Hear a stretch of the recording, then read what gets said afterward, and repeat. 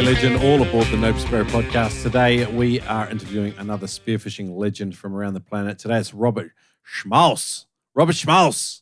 It's a very German-sounding name, isn't it? I have to make that intonation when I say it. But welcome to the podcast. It's interviews with absolute legends from around the planet. Today, it's a Panamanian spearfishing guide. He lives there. He absolutely loves it. He's been all over the world and spearfished many countries. Very experienced guy, more than 30 years, as you'll hear. And today we get a real cool look into Panama as a destination for spearing. I think if you're a DIY type person, you're still going to get a heck of a lot out of this. If you are looking for a guide in the area, then hang on to your hats because we have a Zoom call coming up, as you'll find out during the interview. And we are going to do a live Zoom presentation. Robert's going to show us all about some of the offerings that he has there, the different types of spearfishing trips and expeditions that he's able to facilitate over there. So I hope you enjoys today's interview. It's definitely something a little bit different for us, which is it's really looking at Destination Panama. I had no idea what it was like. So I was absolutely intrigued. I'm absolutely intrigued in the idea of going there and getting amongst it. Also, I am going over to compete in the WA Nationals, as I've been talking about in the last few episodes. And I've arrived on some of these spearfishing trips of a lifetime before, and I have been incredibly underdone physically. And there's nothing worse than jumping in the water and diving at half of your best. You know, you really want to make the most of it. You're spending a lot of money and a lot of time and a lot of energy to go and do these things. It's time away from your family. For me, I want to make the most of it. So we're starting a 50-day program. It's called Spear Ready. And at the moment, we're going to launch it on the 1st of March. It's the first of its kind, combining strength and conditioning, dry and pull training, a little bit of nutrition advice, as well as actionable tips to help you prepare for that spearfishing trip of a lifetime. I've got a host of legends that are making short videos, short action-oriented videos to help us prepare as best we can. The program is divided into good, better, best. Obviously, not every week you're going to be able to do everything in the program if you want to go for best. But at least if you do good, it's going to be 80% better than not doing anything at all. So I'd encourage you to sign up, noobspearo.com/spearready. Get amongst it. Have a go. We're really looking for feedback at this stage. But yeah, noobspearo.com/spearready. Without further ado, fish, that's one of Turbo's old ones. Let's get into it with Robert Schmaus. In a world of cancel culture, we need to be bold and stand up.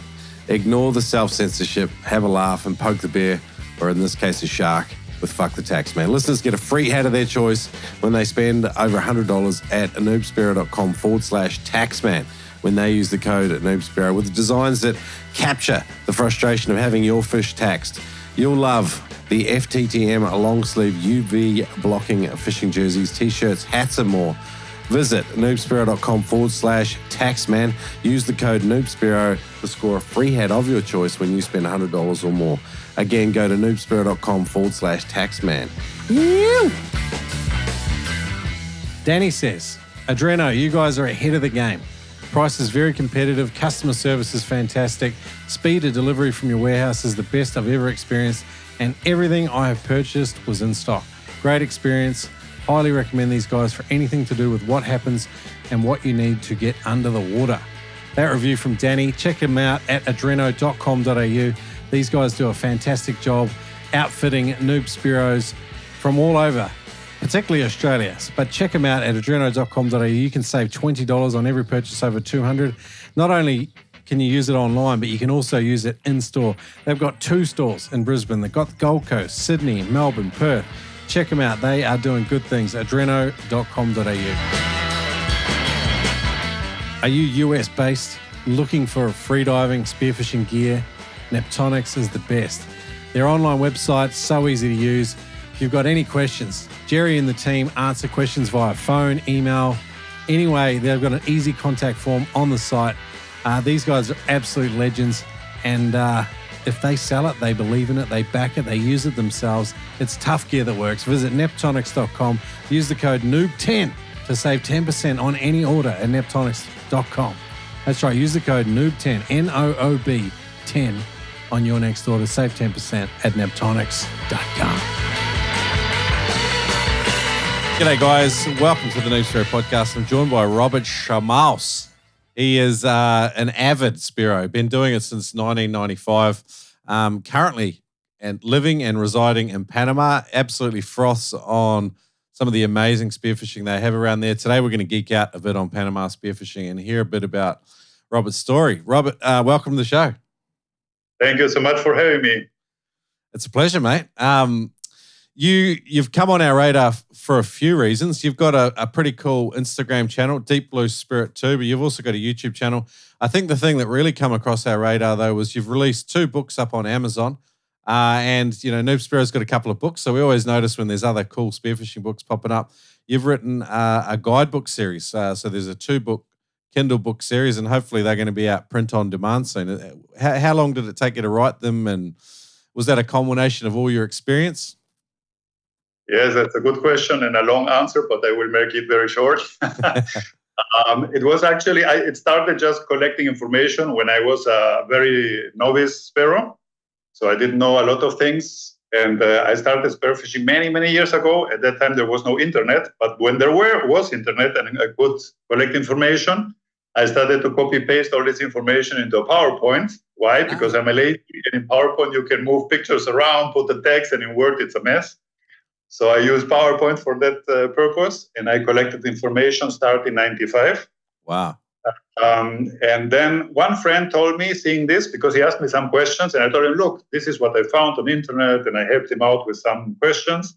And he told me, hey, that's cool. Why you don't publish this? And actually, my friends are the culprits of me publishing anything, because I'm a very, not shy guy, but I'm not so much in media and showcase myself, In my Instagram, you see mostly pictures of fish or some stuff like that. And if you see me, I put even a lens over me, that are virtual and fake ones, glasses. Yeah, that's how it started. You and I have jumped on a Zoom call and caught up a little bit before, Rob, but one thing, like your Instagram profile says, share times with good people, discover cool places, inhale nature, and smile a lot.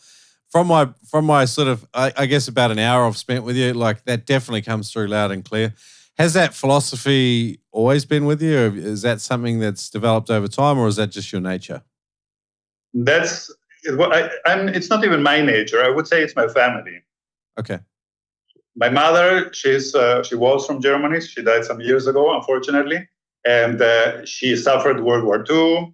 And then she married my father. My father was born in Peru. He emigrated back to Peru, took her. So we always said she's the export product of Germany.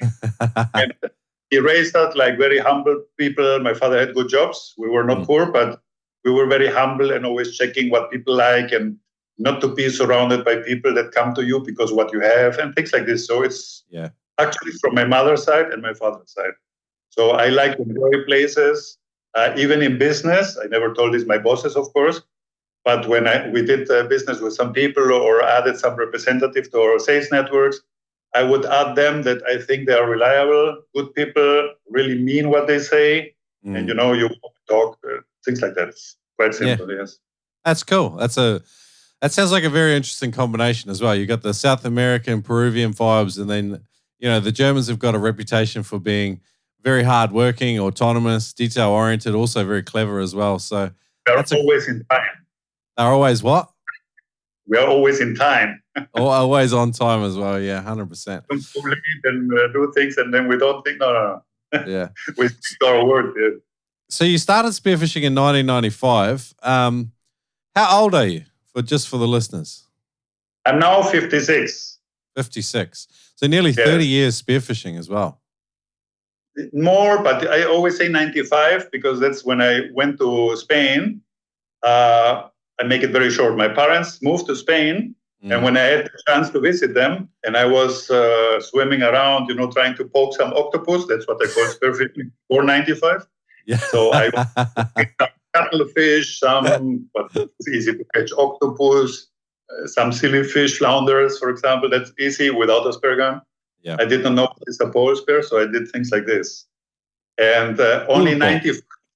Pulpo, exactly. Pulpo delicioso. And 95, I was in Spain, and I see this guy that is like making a duck dive and disappearing, and I was like, what the heck, you can do this? I had no idea. Wow. I went to him. His name, if I remind, is Raul, if I remember. And I asked him, what the heck, how you do that? And he explained me, and he saw that I am a total cowboy. I have no idea about things. I just do crazy things and not safety, checking the safety, nothing like that, So he was very kind to me, very patient. And he told me, I'm here the next 3-4 days. If you like, you can come with me. So he showed me things. That's cool. And that's actually why I say 95, because before I was a savage. And only 95, because I could say I was doing this since I was born in Peru with surfing and on the beach. That would be a lie. That's like just sticking octopuses. But in 95, these people, and actually the Mediterranean spear fishermen, are great guys because it's very good fish, very little fish. I don't mean in size, but like in masses. Yeah. It's very difficult, very loosey fish. So you need to dive good and deep. And it means they have techniques that are not enough to do with like a little bit of this. No, it's far more than this. The right duck dive, the descent, put your chin properly. I will not tell you all the things. You do this by yourself. But I learned this, and that's why I say 95 was my start. Yes. So it's interesting that you catalogued your journey, and like that provides the foundation for these books that you've written. That seems to me that you're a very intentional person. Like you are aware of what you're learning and how you're learning it and how you're overcoming things. Is that sort of how the book started? You were like studying specific techniques, overcoming particular issues. Is that how it sort of worked? Explain that for me. Oh, you're good. Yeah, that's actually one point. I like, if I do something, I do it right or not. My mother said I'm lazy guy sometimes when I was young. And I said, no, I'm not lazy. It's like I do a thing and I do it properly, or I don't do it at all. Yeah, and that's what's called lazy. But for me, it's like in spearfishing, it meant like I understand one topic. For example, typical first things that people want to talk about is the speargun, which is funny because other things are more important, but that's how everybody starts. And then discuss hours and months and days and years about the rubber and the strength and the power of the gun and things like this. And for me, it's like I got some information from one guy, but then another one from another guy. So I was like, oh, who I am to consider which one is right. I don't know. I'm the novice. And then I started to check, collect, and this grow over time. And it's a massive series. The book one, actually, it's more like, I sometimes say it's a purchasing guide. That's a fun thing. Yeah. Because it's through all equipment and how to use it. And if you read this, you get a good feeling. Do I really need expensive carbon fiber fins? Yeah. One guy today asked me this, and I asked him how deep you dive, and a couple of questions to get to know him. And I told him, well, if you have a good budget, you can go for them because they're super nice on surface swimming. They're very forgiving and things like that. And you know what carbon does for a free diver. But if you have a budget problem, no, go for normal snorkeling fins if you like, because we will roam around this place and this place. And here in Panama, it's a lot of shallow diving. If we don't move too much on surface and do not do any super athletic thing, then if you're on a tight budget and there are other things more important in life, he's got a family with a lot of kids, then why to bother on carbon fins? Yeah. Then better normal fins, and I teach you how to move underwater, how to read species, how to read the bait fish, how they behave. When they're together and on the ground, there must be predators who stay around that place. Kind of things. So book one is more about gear and how to use it properly, as I said. Yeah. And book two is like, if you like to call it a level 2 thing, it talks about where you find fish, like places, like wave breakers, oil rigs, some cliffs and drop-offs and things like this, typical places where you find fish. Where is the pressure point where usually fish accumulate because nutrients arrive first, And then it talks about where to find these places. So we use some tools, can be the most simple, silly one, Google Maps, to start.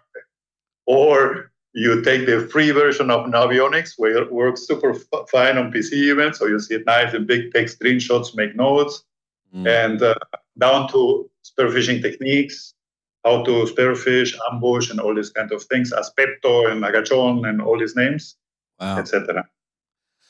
I'm going to link up your books today. If people want to search, they are just up on Amazon. But if you come to today's show notes, noobspearo.com/Robert, for all of the stuff I chat about with Robert, there's going to be a second link as well, because we're actually going to do a Zoom call with any of you guys that are interested in doing a spearfishing Panama trip, and that will be noobspearo.com/Panama. We are going to geek out hard on Panama very shortly.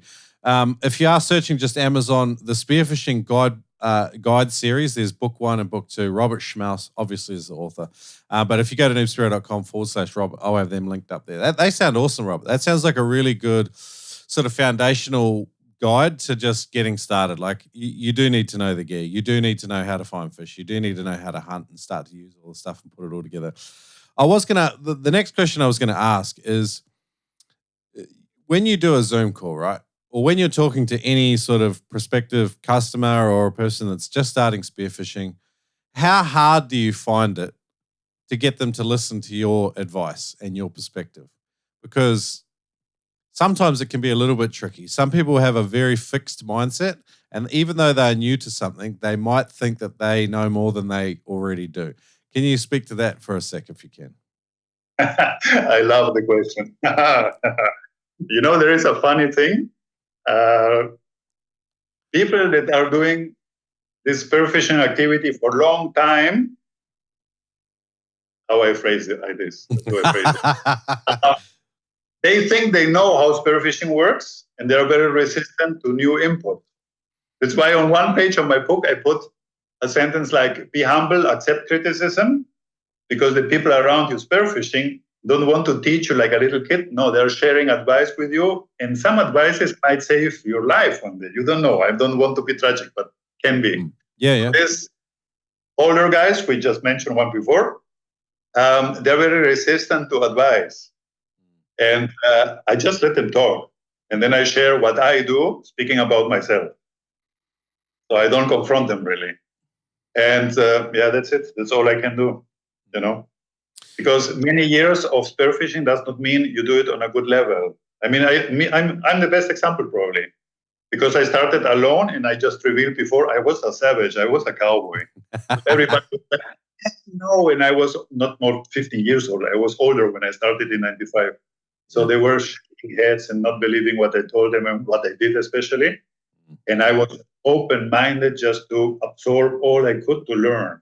And some people accept after a while. So people, for example, in the places I lived, when they are resistant to information, that's okay. They don't need to listen to me. I'm nobody to push them to listen to me. But when they are on the boat with me, they see details. I tell them, hey, this is not, look what I'm doing. Maybe it's easier for you to open. Or when you unload the gun, a roller gun, don't snap it. You kill the wishbone. Use your loading assist to click inside, and then you release it softly. I don't know, just examples, things like this. Yeah, I understand. Yeah. I love it when people take time to teach me anything. But in spearfishing, sometimes I feel like the longer you do it, the less people want to tell you anything because they feel like they may be talking down to you. But for me, like one of the founding values of Noob Spearo is no ego, and having a mindset that always says that you're learning and you're always open to learning new stuff. Sometimes someone might tell me something and I disagree with it, but I'm like, and that's okay. We can just have a conversation about it. I don't understand why some people are so precious about being so rigid in what they think that they know, and they're sort of like that glass full, that you can't put any more in. Yeah. So, yeah. But the majority of spearos are very open-minded, I would say. I agree. And we're talking about the Zoom calls. The Zoom calls add a component that I cannot do when I just speak with somebody verbally, is that I show a lot of images. So I explain Panama, I explain the currents, the wind situation, I explain the islands, I explain the topography using Navionics maps also to explain things. And this is so graphically that there is no discussion because it's not me talking. It's like I'm just moderating these images, and are not my images. So this is like facts, it's scientific things, So that's an easy way to go around probably. Just show them good, very structured, and then for them it's like, good, information is valid. Yeah, it's official. One thing I like about your presentation, and I think a lot of people overlook this, is that you really show people the beauty, the power, and the sheer awesomeness of Panama as a spearfishing destination. Like you don't actually spend a lot of time selling yourself. That just comes through in the call with your knowledge and the way that you walk people through it. But you really present Panama in an amazing light. I want to go there now after watching your presentation. So we'll get to. Sorry, yeah. But it's easy because the place is really cool. Yeah. So one of the questions people ask me, how did you find out the best location for spearfishing? Well, actually, it's where I'm living now because I had to take a decision. What's next? Like which country I would live, and probably until I die. And I made a lot of research with my wife because she can also have an opinion, of course. I'm not alone. And we had some destinations in mind, and one of these is Panama. And one of the very big check boxes, because I have this passion, is there should be some nice fish here. Yeah. Yeah. Oh man, I talk to older Spearo guys that are way smarter than I am all the time. Like I love chatting to people like you that have kind of intentionally designed a life to do what they love, and it seems like you're one of those guys. I take my hat off to you. I'm still in the trenches over here in Australia, working flat out, running Noob Spearo and trying to make it all work, Robert. So well done, buddy. Let's get into a little bit more of your story if you can. So one thing that stuck out to me was you went and got certified as a spearfishing instructor at the International Spearfishing Academy in the UAE. Can you just tell me a bit about that experience and why you went and did it for a start? Yeah, that's a nice step in my life in spearfishing. Because so far I was teaching and helping a lot of people without any credentials or license. And then I thought a friend actually told me, why you don't become a spearfishing instructor? And then again, my friends told me what to do in life, and I listened to some of them. And then it came the time just before pandemic, and I talked to a friend of mine that is instructor for instructors in the UAE. His name is Sarir. And he's a very nice guy. And he told me, I can do the course for you because I'm allowed to do this by my license. So he's higher ranked than myself. And I did the license. And the idea behind this was because I knew I will come to Panama. Yeah, I did not know when exactly because my plan is not made in stone. Yeah. No, but I knew that would be probably beneficial to give people some, they need to get something after the course. And if it's only Robert talking, they get a handshake, a very warm hug, and that's it. But most of them, they probably like to have some carnet saying, hey, they did level 1, level 2, things like this, Yeah. And it gives, as you said, it gives also more credibility to what I do. Because who is Robert? Nobody knows me. And I'm not very famous on the internet because I'm doing very little on internet or on social media. So I think that's a way people feel also more safe when they talk to me. When they go to a course, okay, this guy knows this. Now I have these books. It's funny. It gives also a push again. I call it pedigree. So some pedigree, Yeah, it helps. Yes. It does. And it's just the nature of things. Like if people don't personally know you, then, you need to, show people that you're credible and you have a level of expertise and authority. And that's why we have licenses and qualifications and things in all different fields. So I 100% get it. When I did my freediving instructors, I went with Paddy because Paddy's so easily recognizable. The requirements for the freediving course are also, I quite like it. But the recognition you get, people, like you, as soon as you say, I'm an instructor, some people think that means something amazing. I would really like to hear about what that experience is like doing your instructors there. What's involved in it? What are the kind of the requirements? And maybe if you have a cost estimate, like if other people are interested in doing it. You mean cost estimate for the instructor license? Yeah, to go there and, is there accommodation provided? I mean, how do you what's the workaround? I will start like this. I chose them because there is a lot, SSI, FII, PADI, a lot of other organizations. And I chose them for the simple fact that I know these guys. Oh, really? I was working in Dubai, so I knew Sarir from always. Yeah, he's a great guy. And I know the other guys that did also instructor licenses with ISA, with the International Spearfishing Academy. And the persons that founded ISA is Dr. Jamal. And he's a very nice gentleman, well situated. So it's not his business, let's call it like this. Yeah. And I, with a lot of respect, because I love these guys. He does this for pure fun and passion. Wow. Yeah. It's not his main income at all, not at all. So when I saw this, and he was also teaming up with Ryan Myers, okay, from now Hawaii, US team, and with Chris Coates from South Africa. They are in their team. So one is like chief technical officer, the other one is responsible for US operations and environment. So we met both of them in Dubai, and I liked how they talked and what they were focusing on. So it was like a mix of course, spearfishing. That's what the course is about. But no Spearo can do it well without understanding freediving. So we talk about the human body, breathing technique, safety, hazards, a lot of these things. And then also ecology. So don't shoot fish you don't know, don't shoot sharks and put them on Instagram because you think you just chased a lion in Africa and you hunted him down. This is silly. So I liked a lot their ethics. And as I said, not to repeat myself too long, they do this for passion, and you can feel this. And the content of the course, it's nice. I love it. It's very, very concise, very nice. And the cost, you asked me the cost, I don't remember. Do you remember any of the requirements as well? Like, was there performance requirements and things like this? Yes, you need to be at a certain level, of course. So you have to complete the level 1, level 2 typical things. Okay. Dive down to 30-meter, breath hold of, 2.5 minutes or 3 minutes. Horizontal dynamic, I don't remember how long, but you need to be at a good level.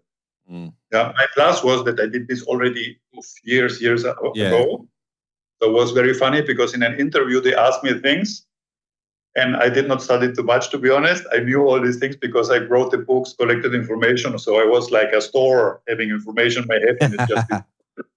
Oh, that's cool. That's cool. That's cool. All right, so you've broadly traveled as well, Robert. You've lived in a lot of countries, and you've also been spearfishing in a lot of countries. I can't remember exactly how many. Can you remember off the top of your head? No, neither. But many. 20 maybe. Wow. Yes. Wow. I traveled a lot, but it's not like I was traveling for spearfishing. That would be a lie. I was traveling because of my job. And then I was thinking like, hey, wait a second. I'm in Bali. I can stay a week longer, and then I have a weekend in between. Then I grab a flight and go to this place, and then I can spearfish. And I had contacts there, the people of Tixi, that is a manufacturer from Greece for guns. He lives there, the president, Angelos. So he invited me to the trip. It was super nice and opened a lot the horizon. And through the job I had the chance to travel a lot. Sometimes was myself, but most of the time like that. So I could spend 3, 4, 5, 6, 7 days on a place. Wow. And I took my vacation between 2 trips, and my bosses were always nice. They knew I'm doing this. I told them, hey, is it okay? Because it's looks like fishy. I travel there on your expenses, but then I go there, but I will pay my ticket, my hotel, everything, and I stay there 7 days. He said, oh, I don't care, do it. It's fine. If I have a customer, an employee that is happy, he will be more successful and working hard. I say, yes, sir. and then I just went. Oh, nice. What were some of your favorite destinations, or maybe just pick one? That's a very difficult question because every destination is different. And that's why I like it. It's like asking if I like jungle or desert. Okay, I will say Hawaii. I laughed. Hawaii. Not because I caught the biggest fish, which was not the case at all. But there is big fish. It was because I found it very challenging. And I had to adapt in I was there 2 weeks. I went twice to Kauai, North Shore, Oahu. And these guys, I admire them because the currents and the tides and the waves and if you're in summer, it's more chilled because there is not too much waves. But it's very hard diving. Fish is very elusive. And you notice when you do the duck dive and all fish disappear, it's like, they know what a Spearo is. Yeah. And I was with a smaller gun, 1 rubber. I was underpowered, but I loved the destination for the challenge and the view, the sharks. It's crazy corals and the drop-offs. Hawaii is like a pig in the middle of the ocean, because they have like 7 islands. And you go a little bit out and it's deep. Wow. I found it nice. Of course, Bali, the dogtooth tuna, it's nice, and big fish, yes, but Personally, I would say Hawaii probably. I watched one of your videos in the United Arab Emirates, and for people in sort of down under, if you like, Australia and New Zealand, we wouldn't, maybe not everyone would think of the United Arab Emirates as a potential spearfishing destination, but it looks pretty cool. Like the viz doesn't look amazing most of the time, but you do get quite a lot of fish there, it seems. Yes, and the cool thing about UAE, besides it's nice living there, it's very safe. The locals are amazing people. They hug you. They're very friendly guys. Oh, wow. They have 2 coasts. Mm. So one guy asked me one day, you live on an island? Because I said this coast and this coast. Say, no, it's a peninsula. Yeah. And we have the Arabian Gulf or the Persian Gulf, and then we have the Indian Ocean. I can choose. Yeah. So in the Gulf, the water can be more murky, as you correctly said, Shrek.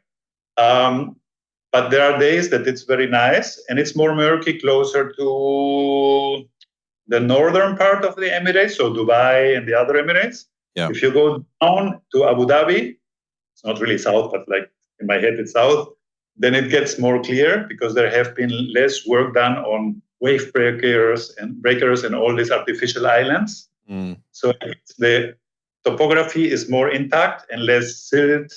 Yeah. And we go to oil rigs there a lot. Okay. And at the oil rigs, the base was, you think I'm somewhere in the Texas Gulf, Bahamas, it's clear water, nice. Wow. And main species there are amberjacks that we dive on wrecks that are quite deep, but you can make some sounds and these silly fish come up to you. I love silly fish. Spanish mackerel, beautiful fish. They grow huge. My son caught one at 22 kg and he was there for vacation and he was always beating my records just by appearing there suddenly. Golden trevallies, groupers, African pompano. I love this fish. Yes. Emirates is a very nice destination. I haven't shot an African pompano. I really want to. They look really cool. Like, yeah. They're delicious. Yeah, I hear that as well. They get them we get them here occasionally. They seem, I don't understand them and how they operate off Australia, or particularly like where I am off Brisbane. Like I don't understand when they're here and why they're here. I don't understand. I don't think they are here all the time. Well, they're tragic, so they might migrate. I don't know about Australia, but in the UAE, I found them when the water is cold. Funny enough, when there is a lot of current, because they are very slim fish, for them it's easy to advance against currents. Yeah. And they're very broad, very high, broad, but thin. So they do like this, and they disappear. They're very fast. Yeah. Yeah, cool. They're a cool school pelagic. I really like them, yeah. Freediving for spearfishers at howtofreedive.com will help you to extend your breath hold, understand your body better, and put you in a better position when you actually get to go out spearfishing. This program is not for noobs, as this program is for people who have some diving under their belts and understand some basic spearfishing safety, but it's perfect for spearos who want a guided, easy to follow and complete program with videos, a clear process, and a set goal. The 5-minute freediver works. Get started for free and see if it's for you at howtofreedive.com. There's a tester there. Use the code NOOBSPEARO, NOOBSPEARO, to save some money if you do decide to purchase. Check it out at howtofreedive.com. Freediving for spearfishers, a fantastic way to prepare, especially if you've got a big trip coming up. Get to that 5-minute mark, and it does translate to your diving at howtofreedive.com. Hey Noober, get your froth on with some Noob Spearo gear. The Jobfish Tribute, Spearo Dad, Rancid Pelican. This gear is only available at noobspearo.com. From flip-flops, Crocs and socks, through to hats, shirts and stickers, get your froth on with Noob Spearo at noobspearo.com. Handmade spear guns from the USA. Killshotspearguns.com have made rugged, functional, simple spear guns utilizing the best components.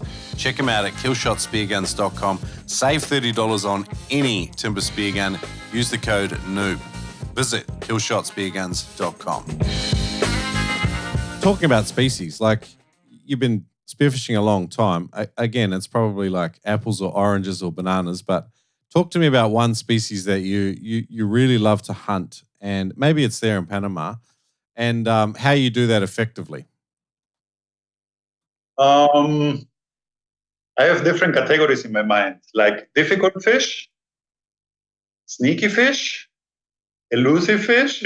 That's what. And I'm maybe not the spearo who goes out to catch the biggest fish. Yeah. No, not really. Yesterday, for example, I was catching mullet snapper. They are not the biggest one, but I love to eat them, or some yellow snapper. So if I think Mediterranean, I would think the dentex. Yeah. Because they are super smart. And when I shoot with my gun, it's like they would know the branch and the range of the gun, and they just stay 1 meter further. Yeah.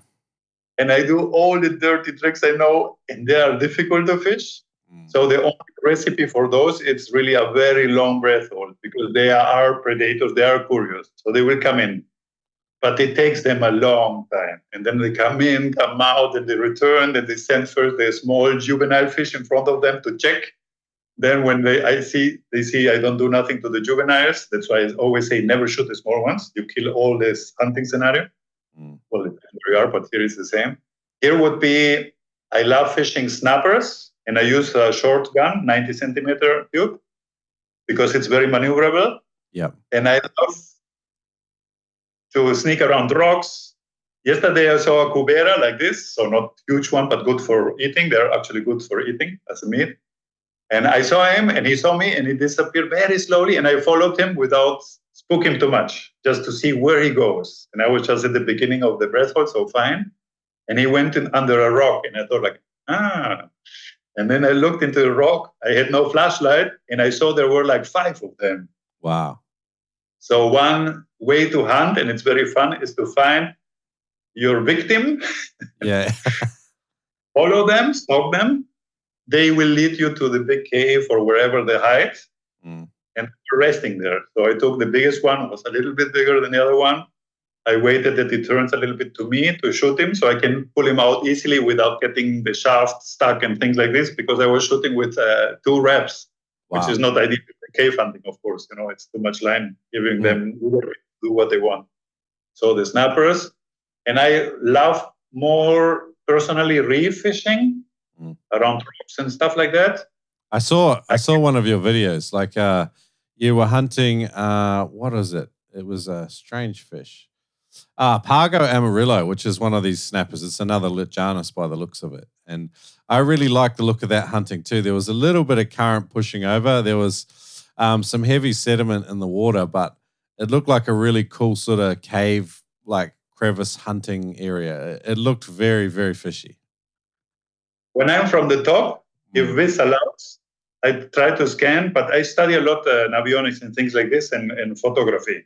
So I see the cliffs, so a lot of rocks must have been fallen down by erosion, so there is a lot of habitat for them. And if I see this for pargos, for snappers, I stay at that place, because they love these holes and labyrinth thing where if some hazard arrives, some danger, they go down, and there is a connection. It's a labyrinth. Yeah, yep. They can disappear here, and they emerge again 10, 50 meters further, and you have no chance. So, yeah. I like this difficult fish, Yeah. I like it too. It's hard sometimes. When you were cave hunting, like with that hunt, I noticed like you were very intentional. You were heading in a direction, and I thought, he's going to go that way. And then I felt like you changed your mind because you had a bit of an intuition that there was something to the right. And then you sat there and you assessed what was going on and picked out your fish, and it was pretty cool. You said you used Navionics before. Are you particularly using a premium version now? Are you looking at relief shading? What do you do these days? No, I just use the standard version, because my interest is to understand how I explain this. Okay, to make it simple, there is habitat A, habitat B. For example, sand to reef, rocks, or normal coral reef. Habitats meet. This is also valid for hunting on land, by the way. On this edge, you will have the highest density of biodiversity. Not maybe biomass, but diversity. So you can find the thing that you're looking for. Yeah. So in this case, what I look on Navionics is for big changes in steepness. Sorry. Yep. So lines get closer. For those that don't understand topography, means the difference of 1 meter. If your lines are 1 meter height, for example, they will be close together. Means 1 meter, 1 meter, 1 meter goes steep down. Yep. And then you see 25, a big patch. Then you see 26, a big patch. That is quite even. Yeah. So it can be interesting there as well. But again, it depends what species you look for. Yeah? If I look for emperor, okay, I will stick more to the sand. But I will also think, okay, where are the nutrients? Because they eat little worms and crustaceans and things like this. Well, actually, the nutrients will come from this side, will hit something, and then whirl around. And these small things that are the victims of the emperor will eat that. So probably the emperor will look for his food there. Yeah. But I study a lot marine life and let's call it the environment I will be hunting in, just to try to understand what a fish would like to do and where he would like to stay, to relax, to spawn, to feed, things like that. And how did you do that? How do you start that process of like investigation with regards to groups of species? Like you sort of identified there, like emperor species, and we're talking about, what did you call them? Like with the Alejana snappers, what do you call Pargos? Pargos, yes. Yeah, and then you have different pelagic behaviors. Like you have surface swimmers, you have midwater swimmers. Spanish mackerel can be on the bottom, can be on the middle, can be, they can be, different places at different times of year with different nutrients in the water and stuff. How do you begin the process of understanding each of these groups and how and when to fish for each type? Okay, that's a super question. It's a difficult one. No, it's a very good one. It's not difficult at all. Because let's assume I'm new to this area. Yeah. My first thing would go out with some Spearo guys that understand the place. So locals, not friends of mine of Dubai or no. Even I love them. Sorry for that, but I would prefer the local guys. Yeah. Because they know what they do and I can learn from them. And hopefully they have some rules in their mind to explain things like what you asked me, Shrek. So I would, for example, I went to Oman, which is like south from UAE, United Arab Emirates. And Oman, it's not UAE, so I wanted to understand what I do. So the first dive I did there, which I will explain this, it's like I dove down to, 25 meters, was waiting for the Spanish max, and I did not see one. And the other guys were chasing one after another, loading the boats with the mackerels, and I was like, what the heck? How you guys hunted? And they smiled at me and said, okay, now we tell you. You go down, take all this deep thing, work, and we just stay at 5 meters and wait for them. Yeah. Say, but how do you know they will be there? Because there is a murky layer and thermocline, all this kind of thing. So it separates areas in depth, right? So they just stay above it when it's murky. And then there is where the Spanish mackerel cruises that day. Yeah. And there is probably where the bait fish will stay unless they see a predator, then they go down to the murky again, because they don't like the cold. They prefer the warm. Yeah, and most of the wind and when there is waves will circulate all this upper layer. So the nutrients are there, so they can be in the warm, cozy water, and then the Spanish mackerel will follow them, and then we find them. So things like that. I ask people. I've been thinking about this a little bit lately. Like people talk about, like with competitions, they say, it's 1/3 local knowledge, 1/3 skill, and 1/3 luck. Do you agree with this as a rough heuristic for understanding an area and being successful? I think yes, because, we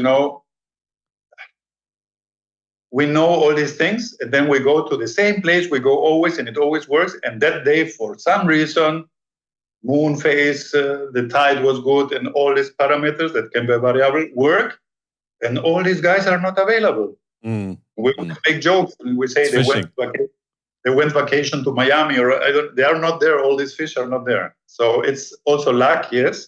Yeah. Yesterday, for example, I felt I had a lucky day because it's like a flow of things that I did, and I was chasing one fish after the other, and then I stopped because I had enough fish. But some days it's like I don't see fish, but my buddies do. Yeah. but I'm checking what they do, and they don't do apparently nothing different than what I do. So it's like, that's the luck component. I don't know. Yeah. Have you ever, like, I've gone out with friends before, and for whatever reason, like, my body's just not good. Maybe I've been working too much during the week, maybe drinking too many beers. I jump in the water, and my diving is just terrible, right? I just feel like shit. And then, but I shoot really good fish, and they're diving, like, doing these amazing dives, and then I get more fish than them.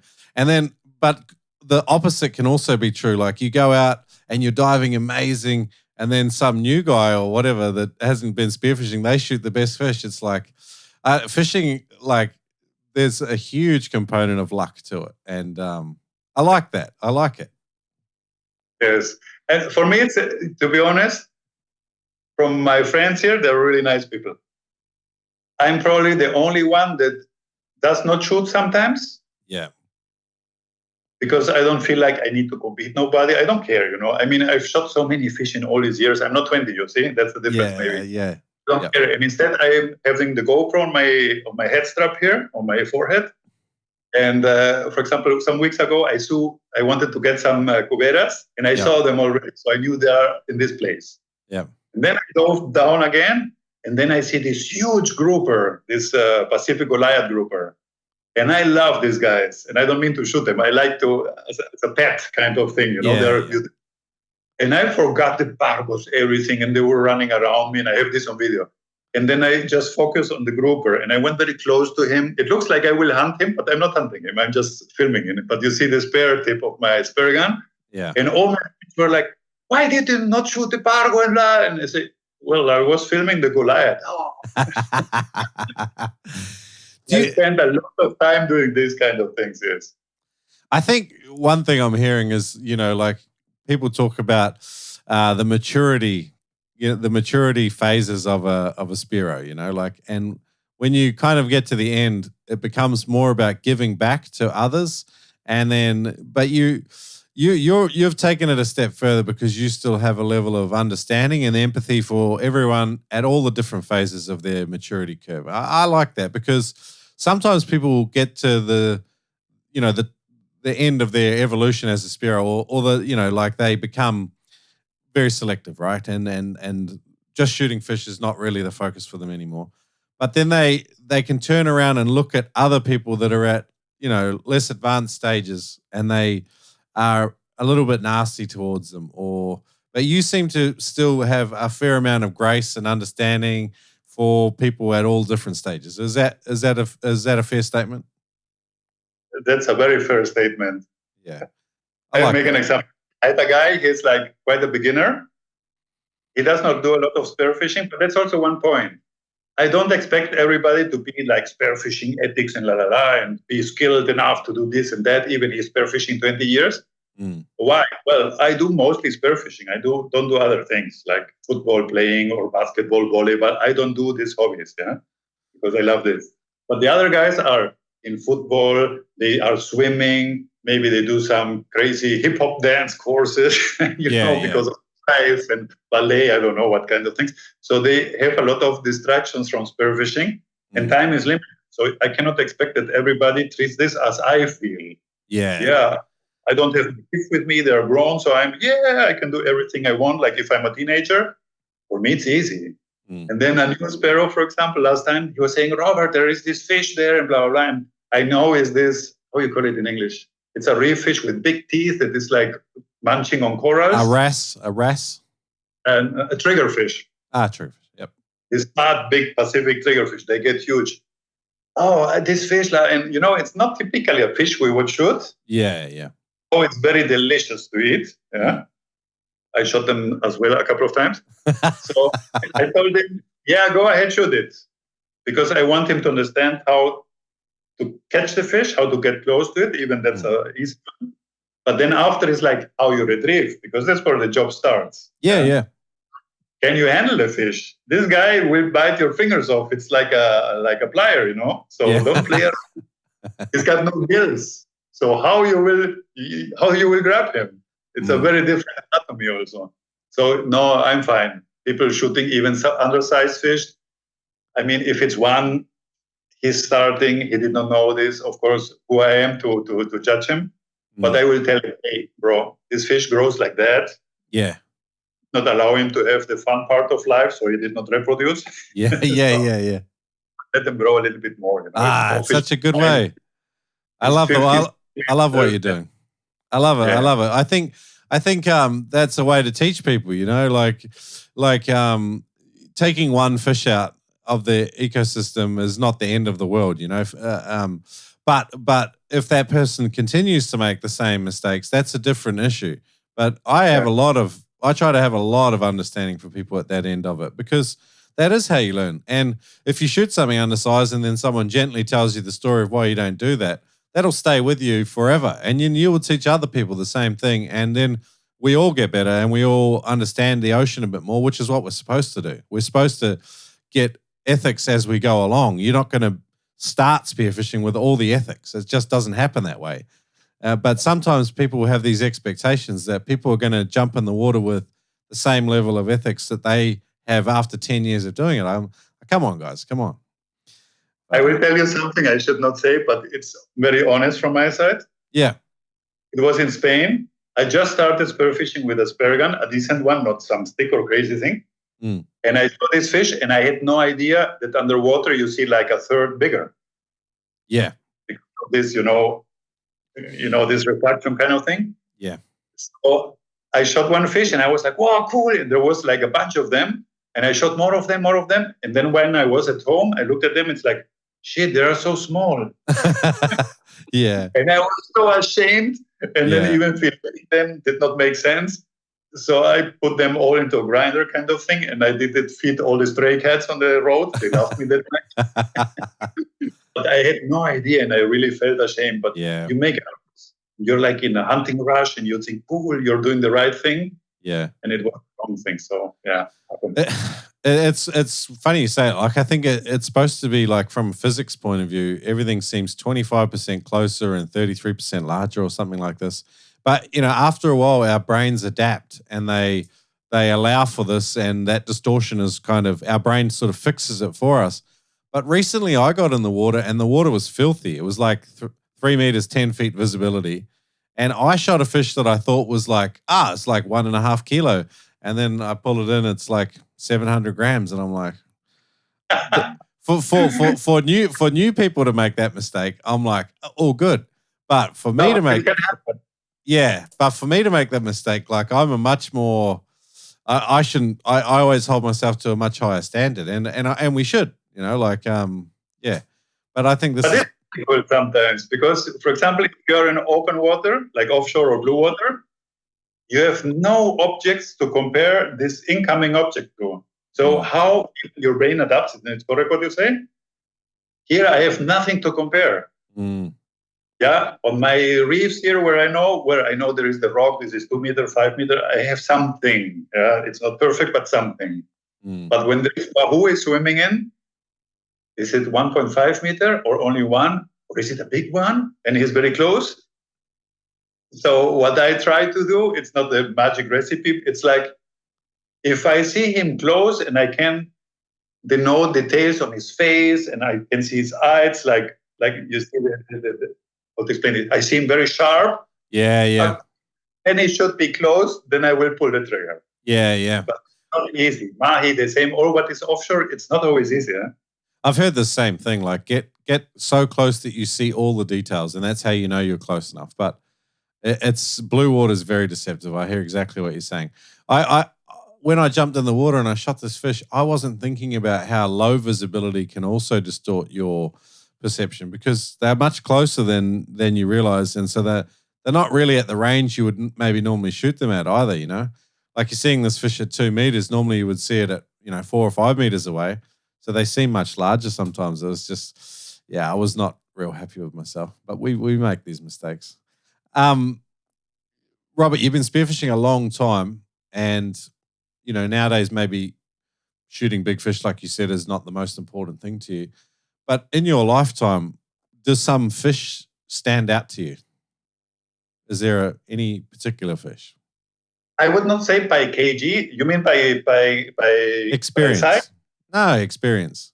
What was maybe one of the most memorable fish you have taken? And I would love to hear the story. The Mediterranean, probably because it's so difficult. So the dentex, I remember one, a dorad, that it's a gilt head bream, I think it's in English. Yep. Yeah, dorada. And this one was very elusive. I mean, they're a little bit difficult sometimes, and depending on the zone, the day, but that was very elusive. And I saw her, she went away. I saw her, she went away. So I went like 3-4 times down. And then I thought, I will catch her now. I will go under this hole. I can hide my full body because before she could see a tip of my fin, things like this. And she was not big, maybe like that. No idea how much this is, 1 kilo, 1.5.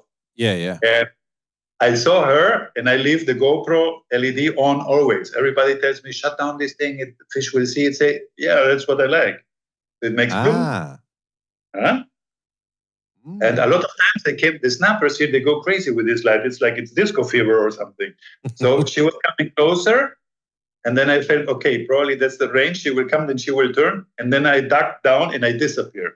She did not see nothing. And then I counted up to 10, which is long, the water. Yeah. And then I very carefully went up with the gun like already in the good position, like horizontal. I put in the gun like this. And not going inside this terrain, but staying into the hole. And then she was really there checking, where is this guy? And then I shot him. Yeah. It was a fun. Others, I could tell you more dramatic things like dog-tooth tuna and things like this. But it's like when you do bomb diving or middle water floating, you see things coming and you just adapt and shoot. Yeah, it's a challenge, of course. Yeah. To make it happen that fish comes to you, I think this is the art within spearfishing. 100%. I understand what you're saying. Yeah. Sometimes, like, the big fish, the story's not always as, like, memorable. Like, the experience isn't as memorable. I think the hunt, like what you do in order to get the reward, is a very important part of it. Like, you know, we're not... You know, otherwise you just, hey, oh, look, there's a school of dogtooth tuna. I'm just going to throw a stick of dynamite in there and then hold up 50 of them on the back of a trawler. You know, like for us, it's as much about the effort that we put in and the strategy and the battle of wits. I think it's extremely rewarding. Like it's satisfying at another level. Like it's hard to explain to people. I think this is the parallel, the real hunting side of things, that passion. Yeah, and also for me, it's, for example, very interesting how I shot the fish. Yeah, I make one example. I have this snapper that I did not see. I turn my face, and just from the edge of my mask, that kills visibility, of course, I see, man, he's over me. How can I shoot a fish that is over me? But I know it's a trevally, a jack, so they are curious as hell. So I just, instead of staying like very still, I thought, okay, I will behave now. And there comes this marine life knowledge that I acquired by years and years checking YouTube video, nature documentary, and things like this. And then I thought, if I behave like a ray, because if I stay still, it's like, huh? And then he will go, thinking like, oh, strange. And I started to scratch and did a little bit like this, very silly. And then he probably, I guess, he was thinking, it's a weird thing, but he does behave like a ray. Let's stay there because maybe some small fish will go out and I can chase it. Yeah. Huh? So he waited there and he went away and they react a lot to grunting. Okay. I don't know if I have the video, but I grunt and he turns immediately back to see, hey, what's up? Grunting of jacks is, it's typical trevallies or jacks. They do it, you catch them, you probably know this, and you grab them, they make this sound. So this is like, hey, alarm, what's up? They're not afraid of it, so you should not grunt for half an hour, but grunt a couple of times, they will come in, and then I shot them. Yeah, nice. Wow. So a lot of times, jacks, they appear from a rock. Yesterday also, a small pargo amarillo, he came like in front of me. He was like 10 centimeters from my speargun. No exaggeration. And I thought like, it's impossible for me to react at such a short distance, I will miss him. So he went like this, and he went away. I grunted, he come again, and then he was on the side, and that's what I love. Headshot. No rock entangling lines, my buddies are waiting for me. He shot again a fish in a cave, and he will stay here for half an hour. Yeah, you're respectful towards them as well, you know. Yeah. But I love to try to shoot in a way. If it's a headshot, it's cool, okay. But in a way that it's easy to retrieve, avoids a lot of problems, and it's quick. And if there is predators around, like sharks, they will not come in so quickly. You know, if you finish your job cleanly, quickly. Yeah, I like this. Yeah. I take my time in shot. But what would be the message? Yeah. What do you think causes people to make poor decisions with shots, with shooting fish, and then they get the fish in a cave or in a difficult situation that takes a long time to retrieve? For new people, of course, it's experience. Yeah? They see the fish, I need to shoot it now. If they don't know, the fish will stay in the cave and he feels safe there. And you can even leave your gun there, go up, breathe, go down, because it's a foreign object, an alien object, they will think like, what the heck is that? In this cave, they feel safer there. They will not exit. Even they could. It's only a gun. So you can come down the second time. So I guess a lot of people hurry shots because of missing experience. And maybe some competition with the friends. Hey, this guy shot already 3, I have 0. Yeah. But you know, I hate losing shafts. So me too. I hate this. And it's not the money. It's like, oh, come on. I didn't bring a spare shaft with me. Oops, wrong. 5 days, I have no spare shafts. Can happen. Or I put the nylon, the dynama or the monofilament not on the rear hole, like in this Rob Allen. You put it on the rear hole. That's cool for hunting in caves. If you need to put it on a shark fin, if you miss or something, you pull, then this amount of back part of the shaft will get entangled somewhere on a rock, on a coast. So if your cave, your line on the very back hole, if you don't have this, buy a shaft for that. And buy it short. You don't need big lengths. Buy the points must be shorter and the flopper smaller, because you will be shooting against a rock. Fish is here. So if the full spare tip plus the flopper, which can be like that, penetrate, but the fish is here, it will not penetrate. You will make a hole in the fish, which looks very circular and nice, but you will lose the fish. Yeah. Flopper cannot engage you. Are you in the market for a new spear gun? Killshot Spear Guns has got blue water wahoo tuna guns, open track spear guns, enclosed track spear guns, rear handle enclosed tracks. Check them out at killshotspearguns.com. Even better, I've got some good news for you. You can save $30 on any Killshot Spear Gun at killshotspearguns.com. Use the code NOOB. If you're in store, just say, crikey, mate, or say Shrek from the Noob Spearo sent you, and you'll save $30. Ed Martin at killshotspearguns.com. Check them out. Sometimes with weather and commitments, it's a long time between drinks in your spearfishing journey. If you want a dry training program that can keep you in some kind of shape for spearfishing, check out Ted Hardy's 28-day freediving transformation at noobspearo.com/Ted. That's noobspearo.com/Ted. Now, the 28-day freediving transformation is just a practical dry training plan that Ted Hardy will walk you through, and it will help you get results even if you can't get wet at the moment. Check it out at noobspearo.com/Ted.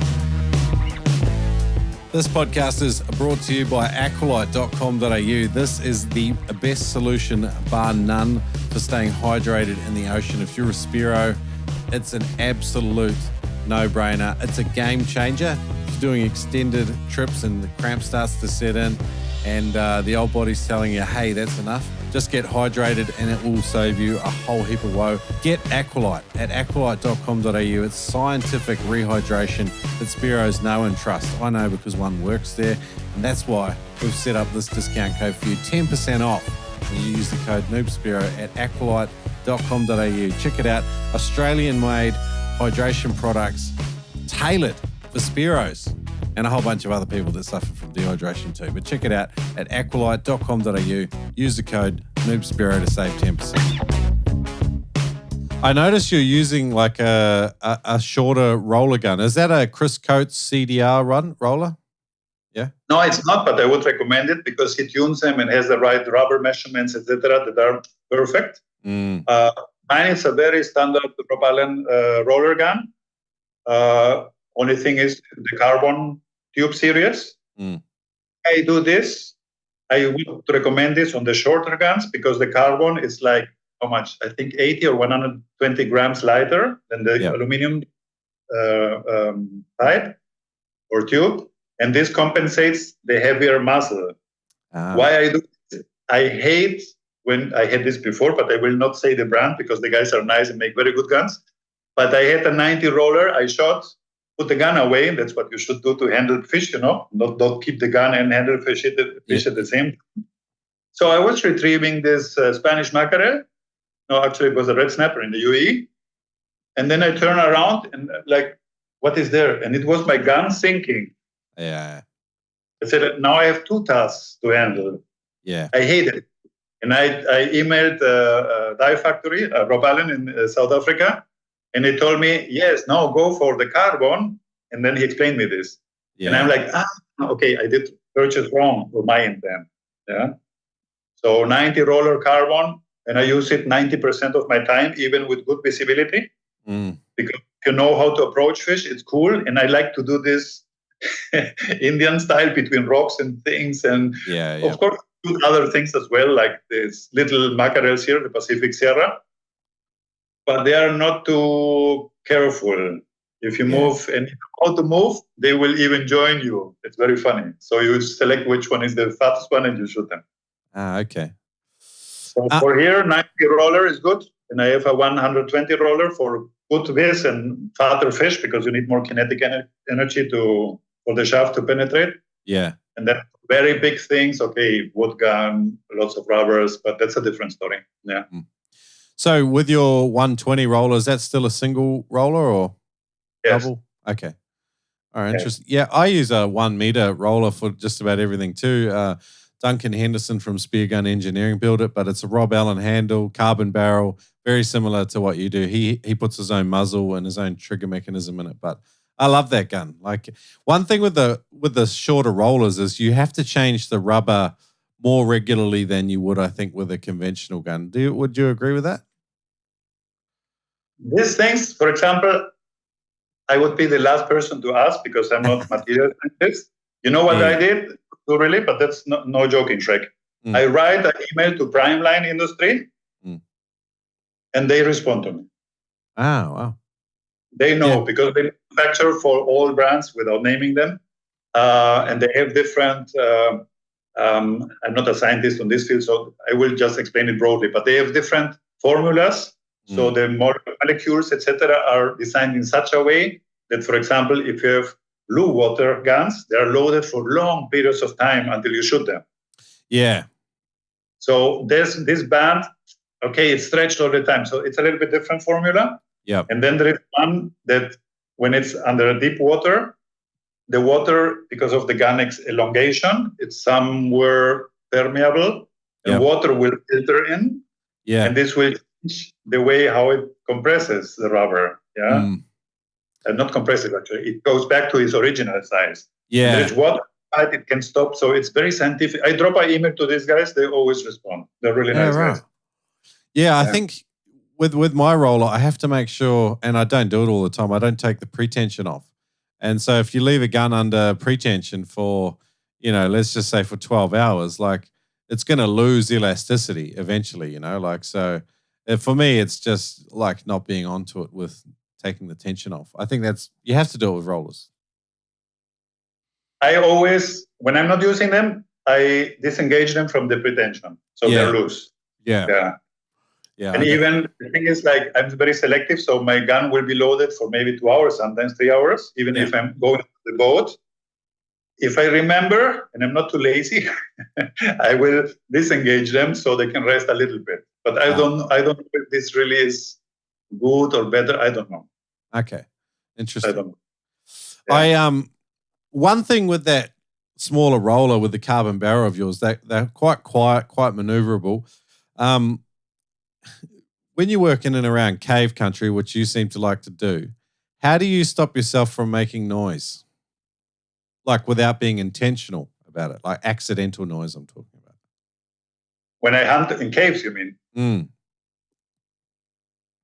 Actually, I'm not doing this on purpose, that I'm very stealthy. Okay, when there is very murky water, fish is very, very like scared for anything. Yeah. When there is clear water and there is a sound, they can hear it. They hear better than us anyway, so they can locate it. We cannot. And they will think like, okay, it's somewhere there. The fish is good, so let's have a look. And they are more relaxed. Once it's murky, they will react much more on sound. So kicking with your fins against a rock is not a good idea. I use a lot my left hand because I'm right-handed, so that's my gun hand. Yeah. Watch, I put it on the right hand because on the left I'm clink clunk. I also damage the watch besides making sounds. Yeah. That's a good idea. But usually I don't look underwater. I look on surface time, things like this. So now I lost my watch, silly thing. But I usually don't have it on the left. So my left side is my propulsion side, arm. And I don't use the legs also because they are bigger masses and they consume more oxygen than my little biceps and triceps. Yeah. So that's one way to do it. But the most important thing, probably, if you don't want to make too much noise, is buoyancy management. You have to regulate your weight because if you have too much weight, you will drag around the rocks, If you have a neutral, slightly sinking one for that depth, then it's much more easy for you as a diver to stay horizontal. And then you can play, I don't do this always, but you can play with the neck weight. Because the diver, having all the weight in the middle, I exaggerate it now, it will bend you through like a banana. Yeah. So in Spain, for very shallow places, I had ankle weights. That is quite typical in Mediterranean. To hold down the fins. Why? Because in cold winter waters, you have a very thick wet, so 5 mm, 7 sometimes. And that's a lot of neoprene. Your fins will be like saying hello to the fish. So you put some weight there. So if you weight, neck, but this is more for advanced because in a case of emergency, you need to release that and that, Yeah. But you put on the neck 1 kilo, 1.5, not too much. And then the rest on the belly, then you are basically balancing horizontally your body. Yeah. And it's like towards this. And also when you do the free dive, the duck dive, the descent, if you have a neck weight only, ideal case for free divers, then the weight will auto-align you into the vertical direction, right? All these things I describe in the book as well. Yeah? It's a lot of tips and tricks that are not for me. This guy said this, I'm like, I never thought about this. Great information. I love it. Yeah. Dive knife positioning. I did notice that you like to carry a knife on the inside of your left leg. Do you carry 1 or 2 knives?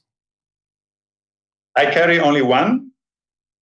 I know I should carry 2 because if one, this safety thing, and it's absolutely.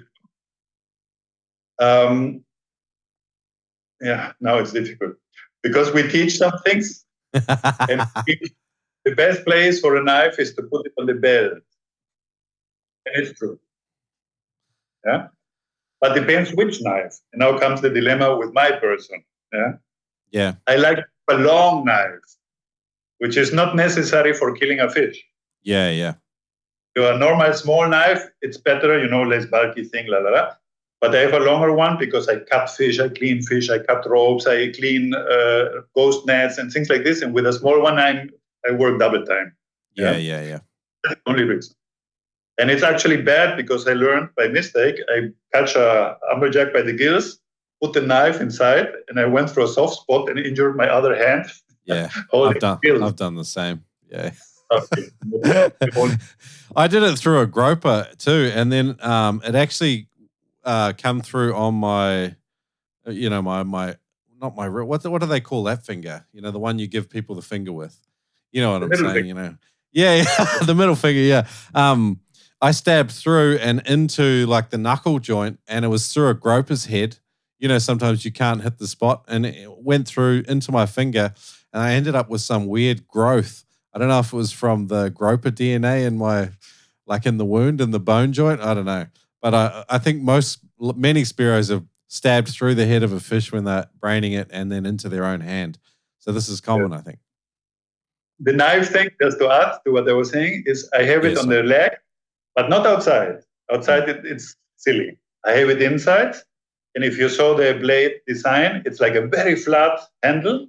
Mm. And you can only open it pushing left and right, so it will never fall off. So if I hit a rock, it's one side only, it will stay. I never lost a knife of this brand or design. And I have it inside, so nothing can entangle, even lines, nothing. When I wore it on the belt, it happened to me that I got entangled. A friend is helping me, but he did not do what he should do. So the line was still with me. And I was looking, and suddenly I see the line around my knife. And that's what I did not like. So I removed all from my belt. And the only thing besides weights I have on my belt is a little D-ring. Yep. But not one that goes down and opens, because that could entangle again. No, I have one that is flat and makes this. So any line will go over it. And I just use it to clip in my buoy when I'm going from A to B. Okay. And I unlock it with a small weighted clip.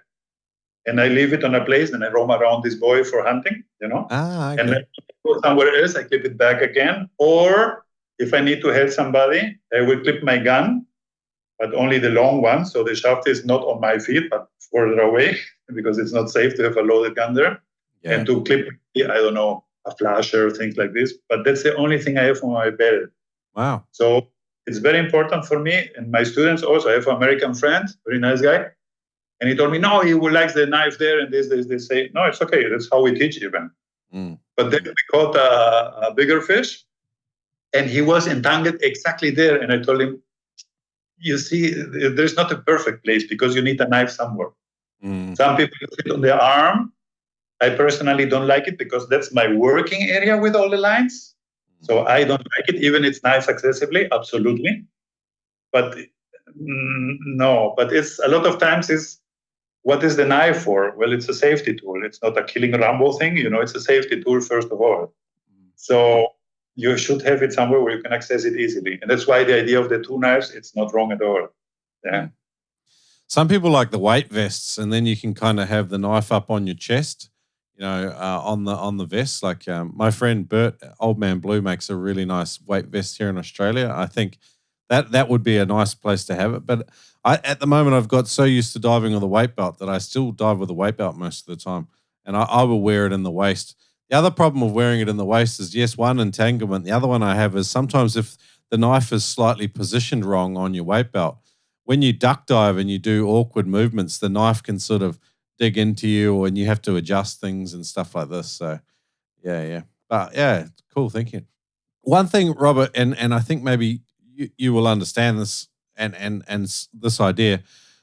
It's not something I would talk about with everyone, but one thing I think about with Spearos doing trips overseas is how to understand them. And this is my broad idea at the moment is there's kind of these three broad ranges of skills that people have to have. I think one is like freediving level, like your capability in terms of depth and adaptation and all of those sorts of things, and your experience. One is spearfishing, which is specifically hunting and fish sense. And then the third one, and possibly the most important, is like it comes under your attitude and ethics. So how you treat your buddy, how you talk to people, whether you're just a killer and want to shoot everything and fill up every esky there is on the boat, or whether you're like the opposite end of the scale, which is like you're not even sure that you want to go spearfishing. You're still, a member of Sea Shepherd and so on. I think of these as these three sort of broad ranges of things that I have to understand about a customer so that I can make sure that I am putting them with the right people and providing them with the right experience. How do you think about this, though? Yeah, it's very accurate. I do something very similar. That's why the reason I love to do Zoom calls, because a friend told me, but then you have to talk with a lot of people that maybe even will not embark on the journey. Say, yes, but it's like their choice. It's not me telling them to go. I'm just offering something. And in the meeting, I get to know them. Of course, I present Panama and what we do, so they get an idea, and they don't come here with false expectations and people big websites and nice pictures, and then it's like murky water, horrible, no fish, which is not the case here. Yeah. But in this call, I try to find out, yes, what's their experience, who they will come with. For example, some are pure spearfishing trips. So only 4 or 8 guys, only spearfishing. And then we go on a sailboat and we go to Las Perlas for 7 days. The other is like, no, all the spearfishing guys that are not bachelors or singles, and they have families. So they mix spearfishing with family, even mama, papa coming. So we put them some nice umbrella on the beach and some chairs. And then I tell them, well, you can do both here. Because if we go with the sail ship, it's for 8 people. So 4 guys with their girlfriends, wives, fiancé, whatever, or mama, papa, as they want. And they can come here. And I ask this, yeah? And what do you expect? Do you want to do only spearfishing? Yes. Okay. Do you want to do some special kind of fish? You have any ideas? You know about Panama already? And then I can explain, or they know. And then I will custom make all these trips for them. So a typical question is, people that are like in a hurry is like, okay, what do we do and how much? And I say, I don't know you. How long What's is your a piece of string? Yeah. American guys, they have little vacations compared to Europeans, for example. In the UK, the guys, I think they have 30 days vacations. It's a lot. America is different, 10 days, 15, depending how long you are with the company, seniority, etc. So for them, it's very typical to book 7 days. And out of the 7, the last one and the first one are arrival, departure day. And then we go together, visit some monkeys in the Panama Canal, have fun, or fish in the rivers, whatever they want to do, I do it. And then the other 5 days are, okay, that's the spearfishing time. Would ask them more about what they want. And of course, skills, because I'm a very safe diver. I never had a blackout or something. At least I don't remember. Little joke. But I don't want to have complications. Yeah. I asked them, are you used to dive in a buddy team? Yes, cool. Would you come into this journey with your buddy? Yes. So I know, okay, you are a team. They know each other. They have science maybe in place to second shot, help me retrieve. I don't have air. Yeah, but what you said, it's roughly what we do here. Yes. Okay. All right, cool. Well, let's chat about spearfishing then in Panama. So, as I mentioned before, we're going to book a Zoom call. It's going to be on Wednesday, the 13th of March, Brisbane time, 8 p.m., Panama time, 5 a.m. If you go to noobspearo.com/Panama, I'll try and have your date and time there in different parts of the world so you get a rough idea. But what we're going to do on this Zoom call is Robert will present Panama. He has a really amazing slide deck that explains it as a destination. So I would encourage you to do that. But right now on this podcast, Rob, I want to get into some of the broad ideas around spearfishing in Panama. So, species. Let's get into it. Okay. Species, we got a lot of different species. Allow me to start why we have so much species, maybe. Yeah? Perfect. I mean, you've seen the slide deck, so you know what I'm going through. We have this, I call it the fishy triangle, meaning it in a good way. So there is like Cocos Islands and this ridge that comes down from Central America up to Galapagos. Galapagos from Panama is roughly 1,200 kilometers. Then it goes in a straight line, more or less straight line, to Ecuador, because this sort of place belongs to Ecuador. All these are protected areas, and then Gorgona belongs to Costa Rica, to Colombia. These are like 3, 4, 5 UNESCO areas we have in the regions, and all this into a triangle that is then inside like a basin.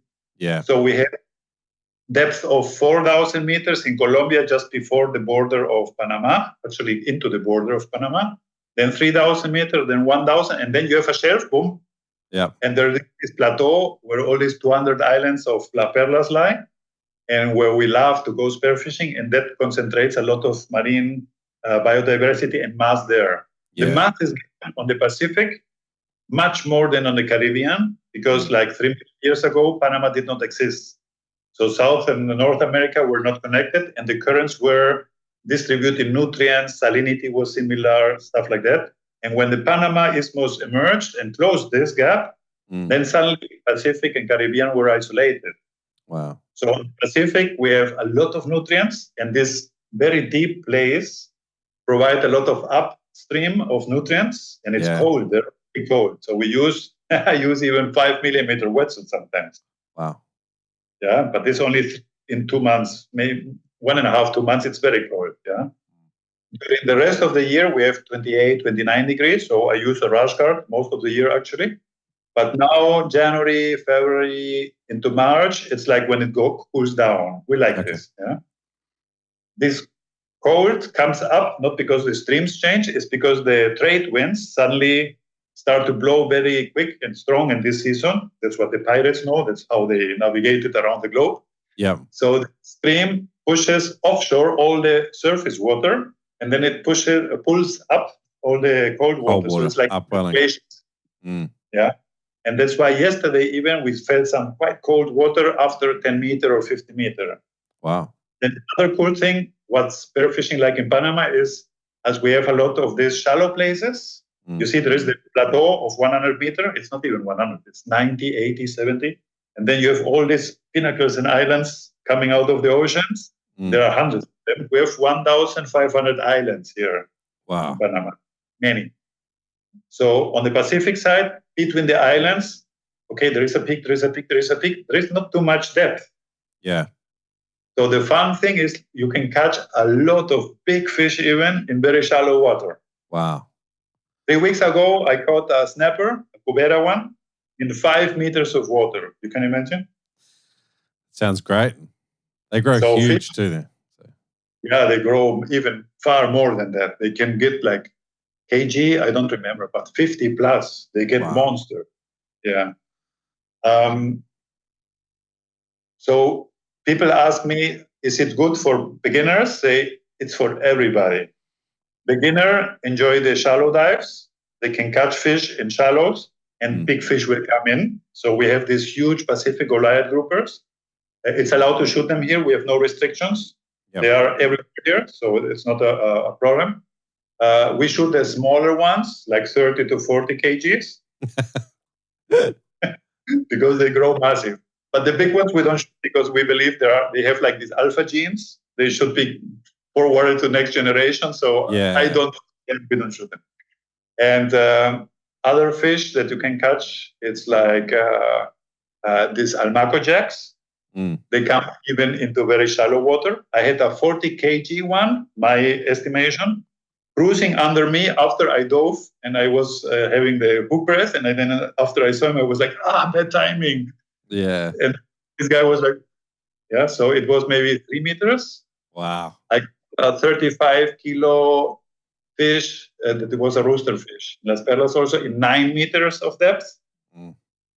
Yeah. So for beginners, it's wow. But then the experience say, but then it's not for me. Say, no, it's for you. Because instead of descending for 1 minute, staying half minute, and then going up for 1 minute, if your dive time is 2:30, you're going down 10 minutes, spend the whole 2 minutes roughly just relaxing, on the bottom, perfecting your skills of attracting fish, because that's a big skill for being a good hunter, observing how they behave.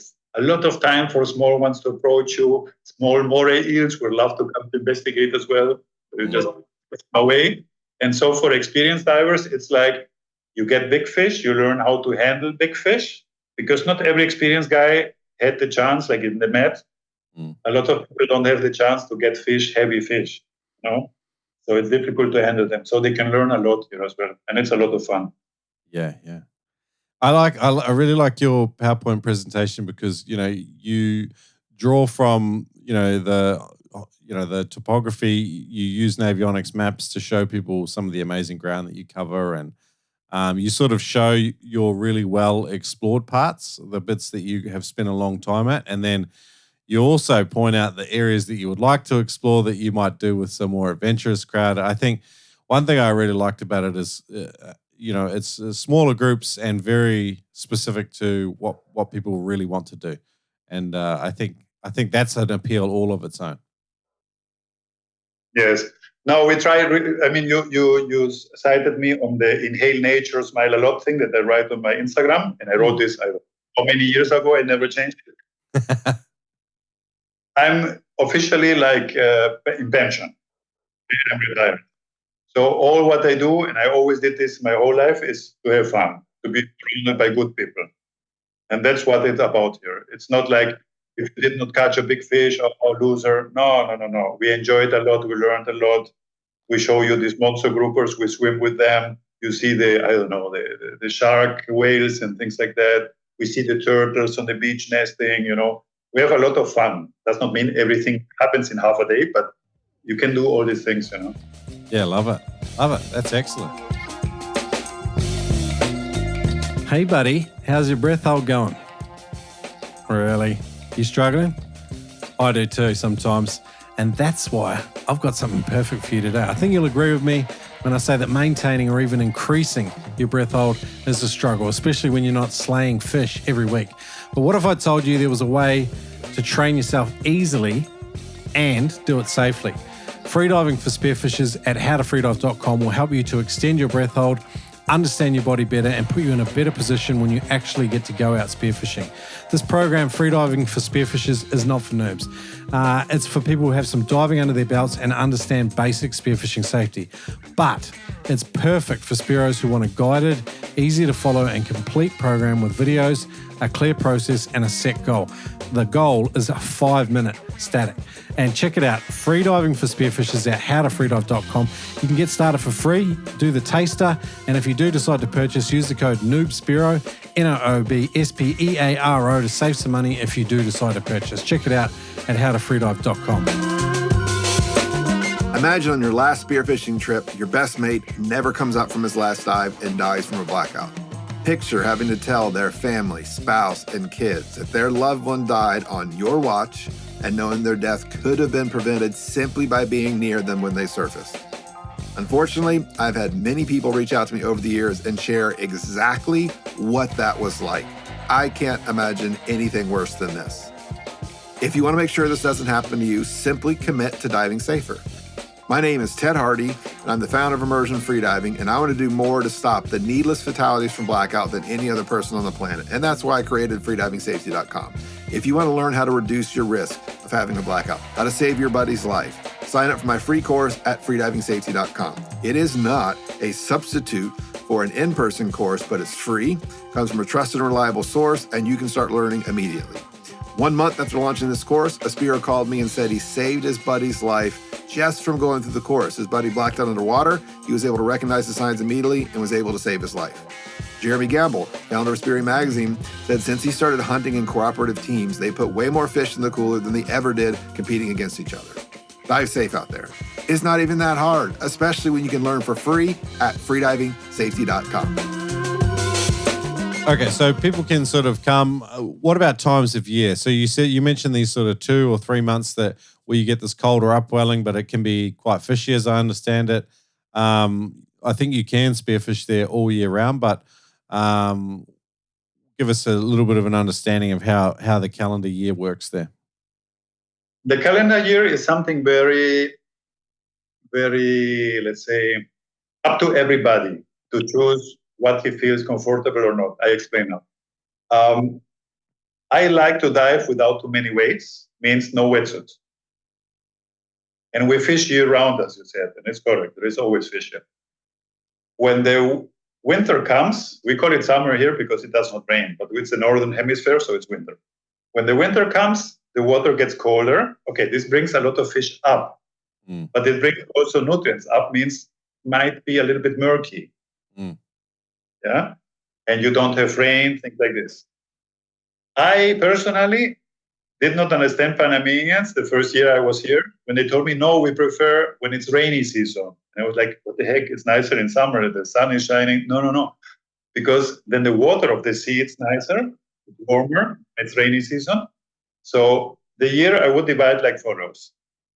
1Q or Q1, like January, February, March, it's where it's supposed to be cold, unless phenomenon of Niño is disturbing us a little bit and shifting things. And that's where very big fish, even, these groupers, you saw a video, I think, that I showed you. They are like at 3 meters, 5 meters. And okay, the deep ones are at 10, 15 meters. This is like the dry season. It's nice for Instagram photos, the parents in the back, and it's sunny, and the nice white clouds, and it's beautiful. In August, September, October, it's more rainy, very rainy even, but it's not like it will rain for the whole day. it will rain, typical tropical rains, a lot, maybe half an hour. Mm. The skies might stay gray, yes, which is not so nice for pictures, of course. But for fishing, it's quite nice because when there is a lot of clouds, it gets dark. My feeling is all the snapper roam around earlier, not waiting until dusk and dawn and things like this. I see them more outside, but that's my perception. Mm. So the summary would be we fish year round. Mm. Now, if you are specific for, I don't know, some special fish, there is a little bit of peaks maybe, depending on the fish species. But this is probably more affecting pelagics that have migratory paths. But as I said, we have 4,000, 3,000, 1,000, and the bay. So our fish stock is here the whole year, honestly. You can have the pargos are fish that are not migrating thousands of miles. They simply don't do this. So the almaco jacks are very lazy guys. They stay around here the whole year, actually. Yeah, there are better times, depends on the currents and the bait fish. But a lot of the fish we hunt, it's very close to a habitat. They will move around, but not 1,000 miles. Impossible. This is only migratory species. And most of them stay here anyway. So you also have a few different locations and modalities for running these trips. Some of them you like to run off a sailboat. And I've been spearfishing off sailboats and off the tenders that you tie to them. I really love this experience. I think it's very unique and very cool, and I think it's very attached to what we like to do. Which is, and I love traveling quietly too. So, but then you have another operation too where it's close to the shore. You launch a powerboat in a river, and then you head out and it's amazing spearfishing. Can you talk through some of these different situations? Yes. When potential guests ask me what kind of trips we do, I sort it by accommodation. Okay. I don't say it's proper, but I do it like this. Okay. Because then the rest of the trip can be designed nicely to accommodate their expectations.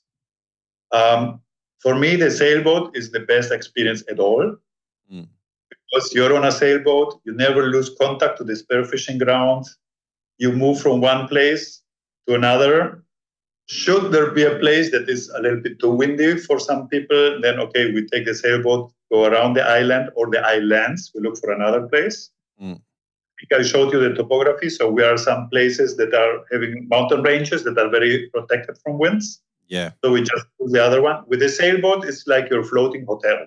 You take it with you wherever you want to go. And even you can be spontaneous and say, we go to the southmost island, which is closer to Colombia.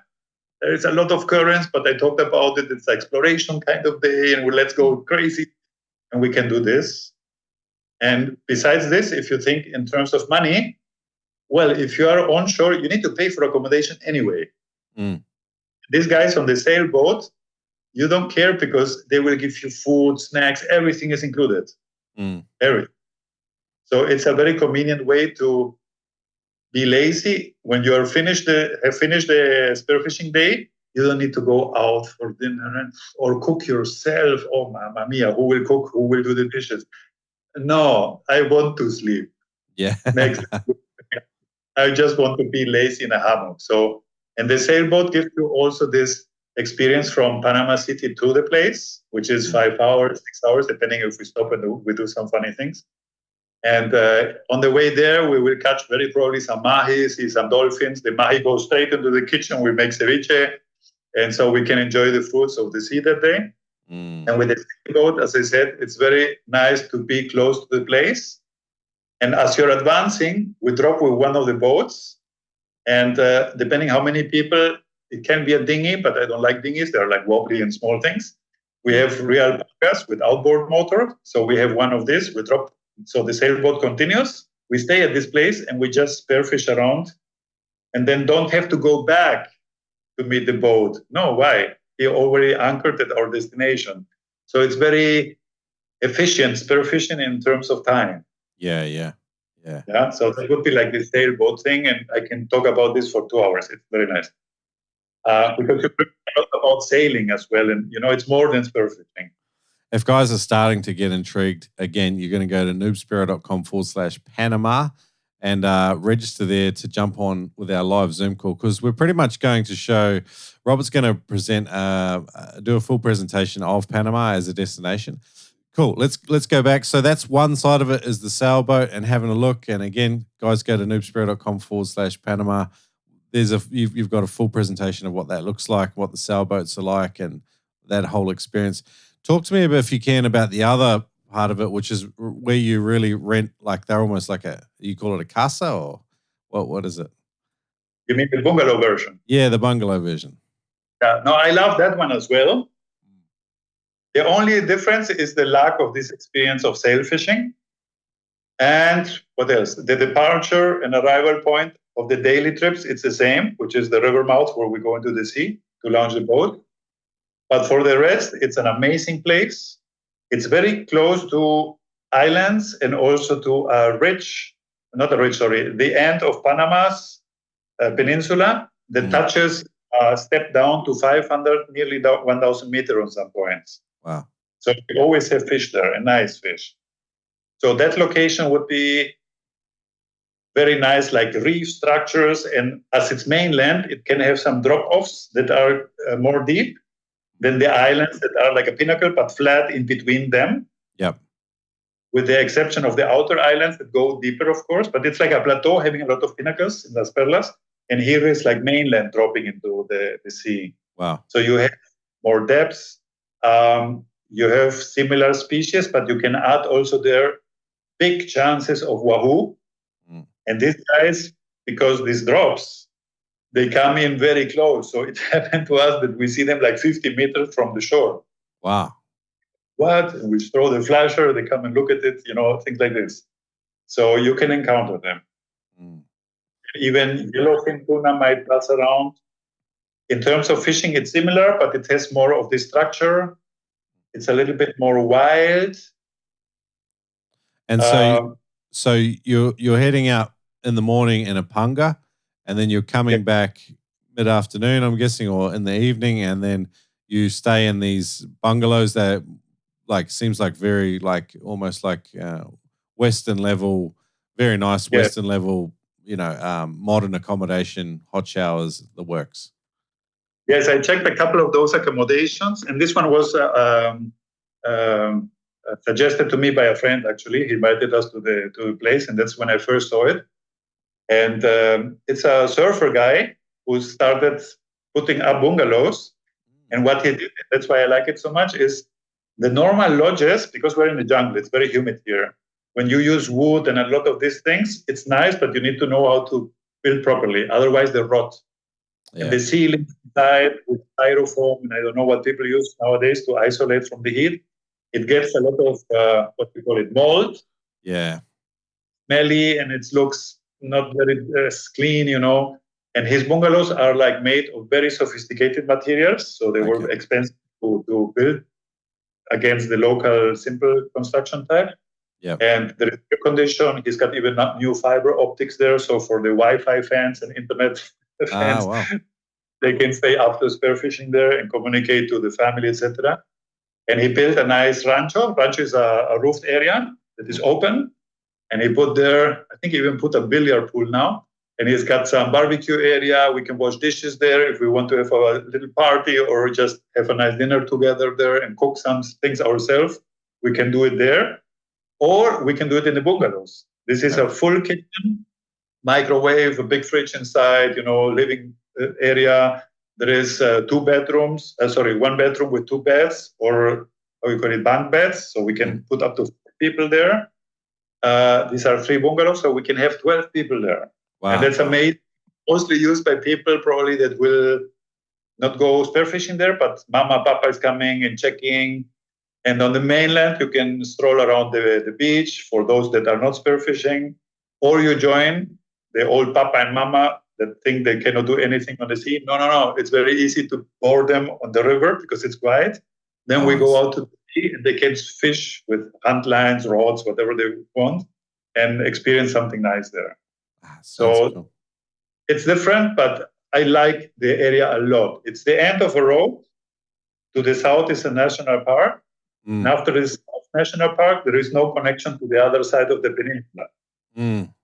It's very pristine, natural. All the hectares or acres around this place belong to the owner.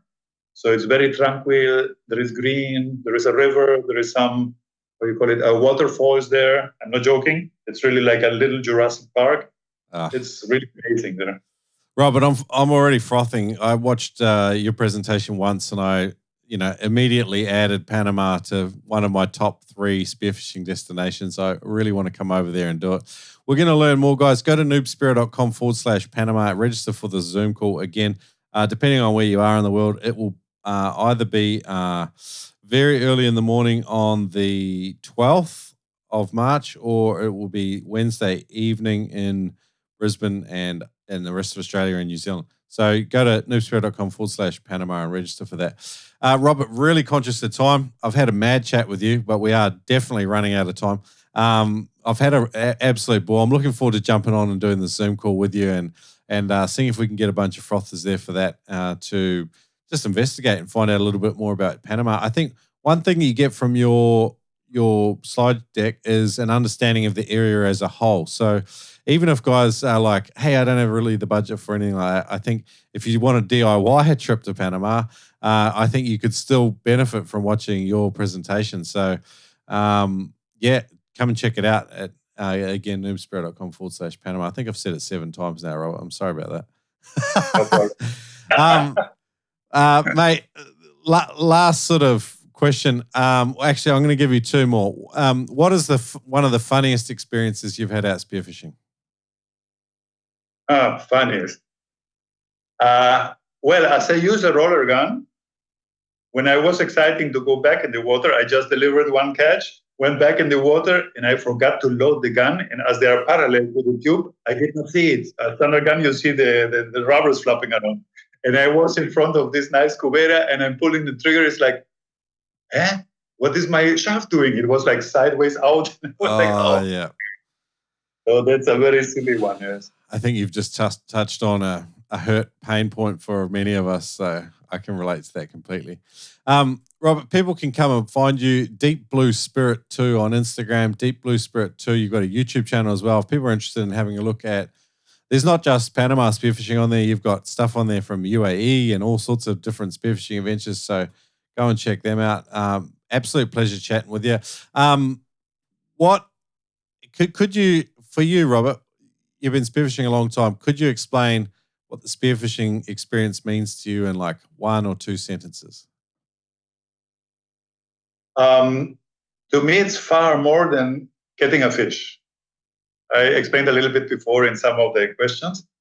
I love nature, first of all. Since small, I was looking TV and all these shows about documentaries and how to catch animals for zoos and things like that. I love marine life. I like underwater. It's so silent. You have this 3D moving around. I enjoy people a lot. I'm a very funny guy, and I like to enjoy time with people. And I even bring the grumpy people to smile once or twice a day. And I like to learn about this environment. And if I can catch some yummy dinner, of course I will do. That would be probably spearfishing to me. It's a lifestyle. If you say this, sounds a little bit weird. But actually it is, because you see, I'm instructor. I did the books, and not from one day to another. I started in '95, so it's like a kind of a live project, and now finally I publish them. Yeah. So that's fishing for me. Yes. And I've introduced you to my book formatter, because I have a few up on Amazon as well. So hopefully you can get them print on demand without too much hassle, and that would be awesome, because the illustrated versions are awesome online these days. But sometimes it's nice to have that print book as well on your shelf. So that's cool. Robert, I've had a blast chatting with you, man. If people want to check out anything we've chatted about today, it'll be at noobspearo.com/Robert, including his books on Amazon, which is the Spearfishing Guidebook 1 and 2. And we're going to catch up on this Zoom call. Again, it's on the 13th of March or the 12th of March, depending on where you are in the world. All the details will be up there at noobspearo.com/Panama. If you come to one or the other, you'll find everything we've chatted about today. So, Robert, mate, absolute pleasure chatting with you. We have definitely run out of time, so I reckon we could have chatted for another hour. So I'm sorry I'm pulling it up. No problem. Thank you so much for having me, Shaq. It was really a pleasure talking to you. All good. Jeepers, Robert Surefires on 8 cylinders. Had an absolute blast chatting with him. I hope you enjoyed today's podcast. And if you are as equally as intrigued as I am about Panama as a spearfishing destination, I hope you are going to come and join us on a Zoom call. If you go to noobspearo.com/Panama, you'll find all the details there, as well as a Google form, so that I can find out who you are and get you in there, basically. If you can't make the live Zoom call, if you simply register there, I can send you out the recording after as well. Again, it's at noobspearo.com/Panama. But I hope you enjoyed Robert Schmaus. Robert Schmaus. Just, I can't say it any other way. It'd be awkward in real life. Looking forward to meeting the man in person. But get onto it, noobspearo.com/Panama. As usual, massive thanks to you guys, the legends, putting fuel in the Noob Spearo podcast outboard over at patreon.com/NoobSpearo. There's more than 40 patrons doing that on an episode-by-episode basis. Can't thank you guys enough. Every week, I am filled with gratitude in you, just because it keeps the wheels turning here at the Noob Spearo Podcast HQ. Thanks, guys. I hope you come back next week. I've got a father-daughter combo. It's Emma and Marcus Lincoln-Smith. Emma is an ex... Well, she's retired now. She was an Olympian, a winter Olympian in skeleton racing, which I can't believe. I couldn't really believe what it was until I had a bit of a chat with her. I think you're going to enjoy hearing about that. And Marcus, her father, is a really well-regarded marine biologist. Both of them are absolute frothing spearos, so you're going to enjoy that. Come back in a week, 2 weeks, and we're going to hear about Ocean Rangers Apparel as well, which is Emma's project. I love to hear about people doing stuff in our spearing world. So, all right, see you guys in 2 weeks. Cheers, legends. I used to get told there are only 2 certainties in life, death and taxes. But I found out that there are actually 3. Score a free hat of your choice when you use the code NoobSpearo with every purchase of over $100 at noobspearo.com/taxman. Get some gear that's nearly guaranteed to drive away the wokesters, but gain admiration from the fishing fraternity. Go to noobspearo.com/taxman and use the code at NoobSpearo when you spend $100 or more to get yourself a free hat. Again, noobspearo.com/taxman. Adreno stocks equipment for noobers. The gear you need for all things freediving and spearfishing. The Adreno spearfishing team froth on helping customers learn about the latest in spearfishing equipment, local diving, upcoming trips and events for spearos of all levels of experience. There's no ego in there. You're going to meet cool people that love this spearing lifestyle as much as you do.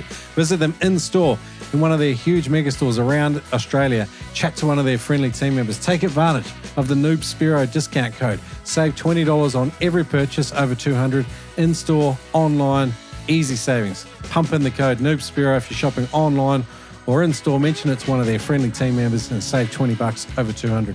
That's right. Use the code Noob Spearo in store. Shop with Adreno, our partner for more than 200 episodes.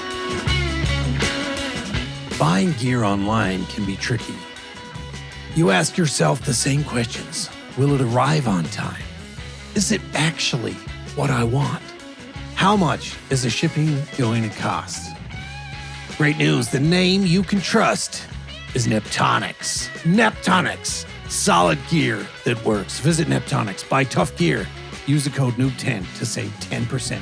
That's right, use the code NOOB10, NOOB10, to save 10% on your order at neptonics.com.